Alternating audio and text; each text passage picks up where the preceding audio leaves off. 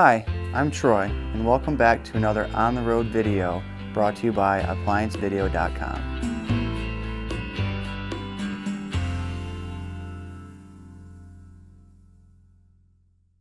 Stop.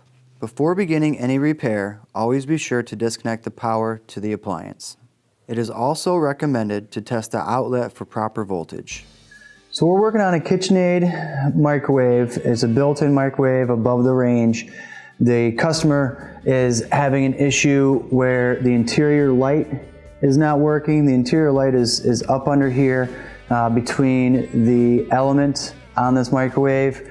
Right now we've already turned power off to the unit, so there's no power, and what we're going to do is start to disassemble the unit so that we are able to access that light. The tools you'll need to complete this repair are either a Phillips screwdriver or a Phillips bit for your drill. To start with, to get to the light, what we have to do is first remove this face plate. We're going to remove the screws from underneath.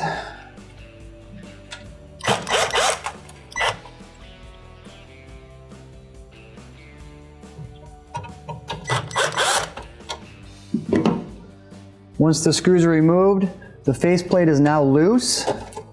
You're going to loosen it up and slide it up. Once you slide it up, you can set it off to the side. Now we're going to remove the two screws that are on each side. They hold the mounting bracket, they hold the actual face plate, the user interface in place. This bracket that the user interface goes onto has two hooks, one on each side, that hold it in place. So once we remove the screws, it's going to be setting and hanging from these hooks. We're basically going to then be able to slide it up a little bit to be able to clear this face plate right here. So we're going to now remove the screws.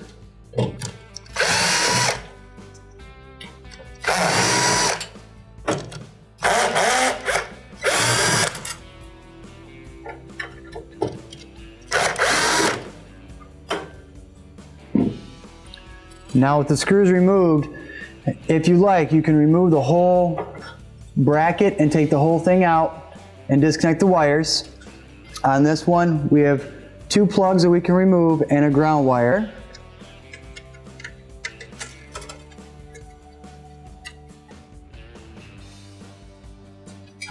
Once those are removed, we can now set this off to the side. So now, where we're at now, we have access to the light. I'm going to use my screwdriver to point it out. These two red leads go to the light housing right here. So what I'm going to do, just so you can see better on the video, is I'm going to remove this wire so it's not quite in the way.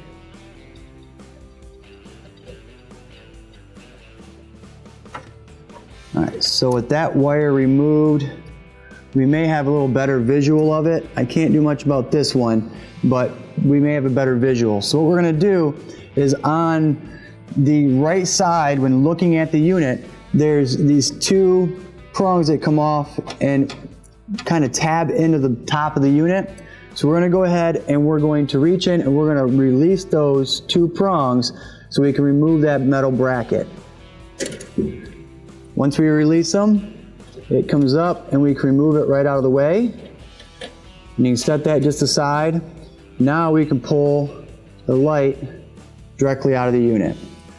So with the light out of the unit, it's very simple to just remove it from the unit. I would wash my hands first, and if you actually have any type of glove, I would just put a pair of gloves on before putting the new bulb in. So I'm going to go ahead and put my gloves on so I'm not transferring any oils that I have onto the light.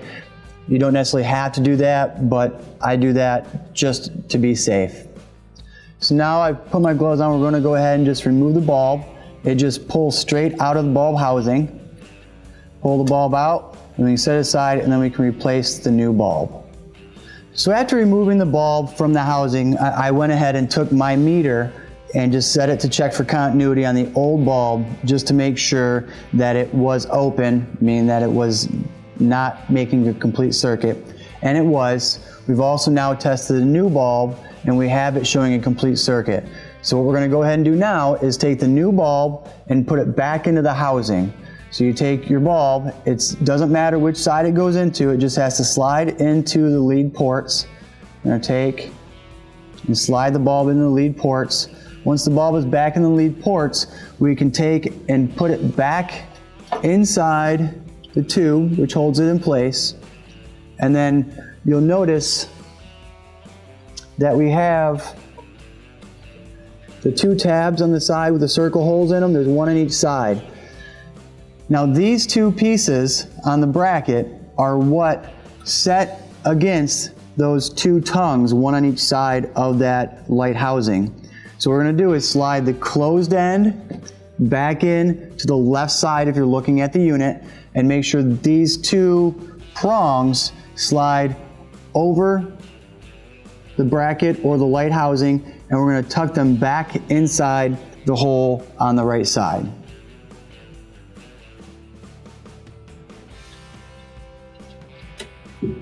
Once it's setting back kind of in place,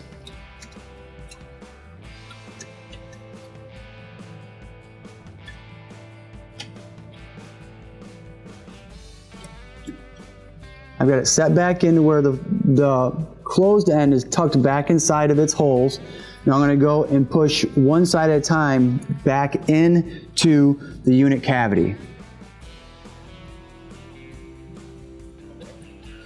That's one side pushed in.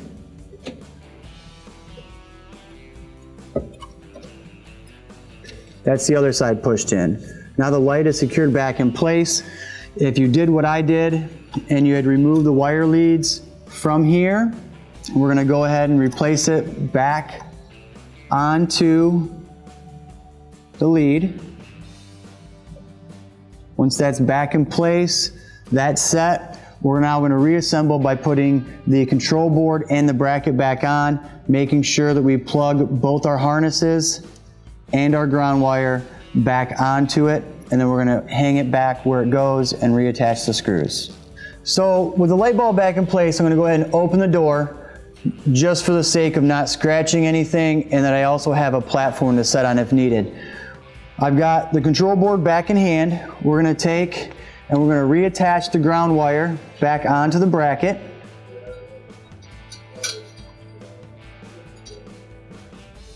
With the ground wire back on the bracket, we have two harnesses that we had removed. They go to the two plugs on the control board. They only go on their specific port, so you can put them back where you took them off of. Now that you have them back in place, you can notice the hanging tabs, one on each side. They go in these notches right here. So you're going to lift it back up, make sure your wires and your ground wire are tucked back inside the unit. You don't want to pinch any wires. Once they're back in place, you hang it on each side. Once it's hung on each side, we're now going to go ahead and put the 4 screws we had removed back into the unit. Again, it's 2 on each side, so the control panel bracket is back in place.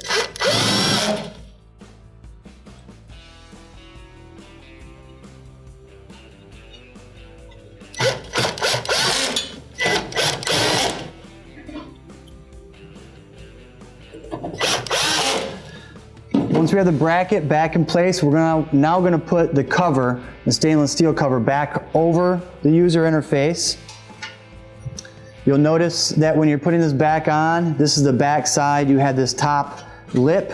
This top lip hangs over and behind the bracket for your user interface. And then you have your 2 screw holes on the bottom. So we can take and set it back in place. It'll slide pretty much back on where it goes. Push it back in position. Now you can put your 2 screws back on the bottom.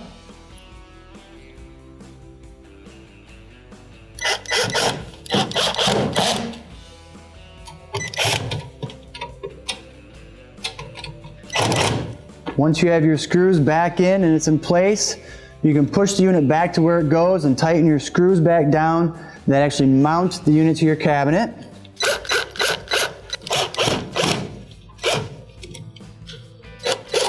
Once those are tightened back in place, we can shut the door and turn the power back onto the unit, and then we will check the cavity light to make sure it's working. So we've reinstated power to the unit. Now we have power back on. We'll go ahead and open the door, and you can see that we now have cavity lights. Cavity light is back on. So that completes our repair, which is the replacement of the oven cavity light.